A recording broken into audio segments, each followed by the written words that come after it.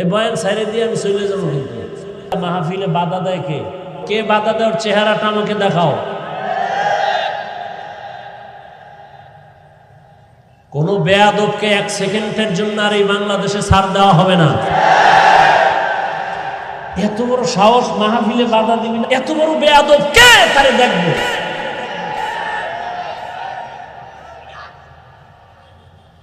আমি সরমনের মাঠে বলছি না, কাফন রেডি রাখ, আন্দোলন করতে হবে জালেমের বিরুদ্ধে। মুসলমানের আন্দোলন একবার না, মুসলমান জীবনে একবার দেয় না, বারবার দেয়। আর তুমি নাক টেনে ঘুমাও, দেশ স্বাধীন না? ওয়াজ করতে দেয় না, তুমি নাক টেনে ঘুমাও, দেশ স্বাধীন।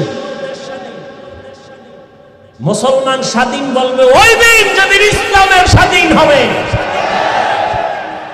মুসলমান স্বাধীন বলবে ওই দিন যেদিন দেশের মাদ্রাসা মসজিদের কমিটিতে কোনো বেনামাজি থাকবে না। কোন সুযোগ নাই চালাকি আর বেয়াদবি করার। দেখতাম কে বাধা দেয়।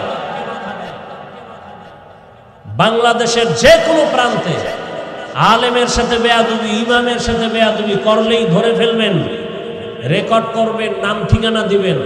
জালেমের বিরুদ্ধে নতুন করে আবার আন্দোলন করবো ইনশাআল্লাহ। কোন জালেমকে এক সেকেন্ডের জন্য আর সুযোগ দেওয়া হবে না ইনশাআল্লাহ।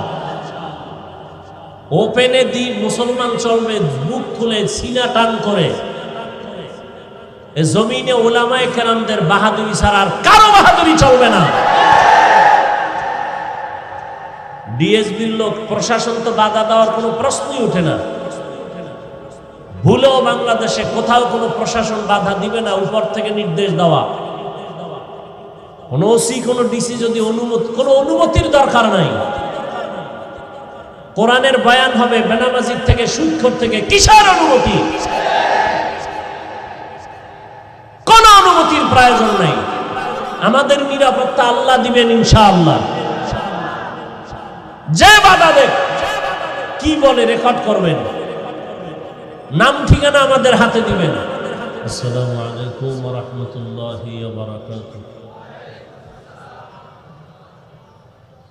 আলহামদুলিল্লাহ আলহামদুলিল্লাহিল্লাযী জাআলা আশ-শামসা ওয়াল কামারা বিহিসবান ওয়ান নাজমা ওয়াশ-শাজারা ইয়াসজুদান وفضل زمانا على زمان كما فضل